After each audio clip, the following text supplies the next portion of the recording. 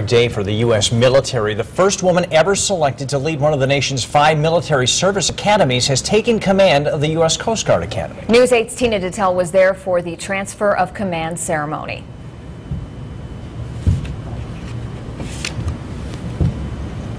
A milestone here at the U.S. Coast Guard Academy as the first female superintendent takes command. But that's not the only change here. Proceed and report to U.S. Coast Guard Academy, New London, Connecticut, for assignment as the 40th Superintendent. After reading her orders, Admiral Sandra Stows takes over the U.S. Coast Guard Academy.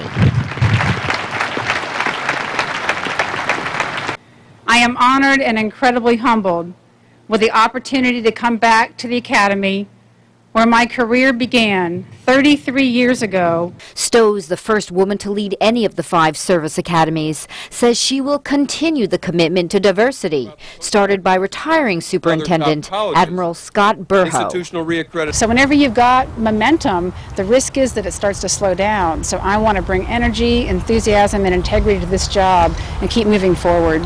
More than a third of the incoming class of cadets will be underrepresented minorities, and more than 30% will be women, more than ever before. The Commandant of the Coast Guard says it's not preferential consideration, but rather an extra effort to find qualified candidates.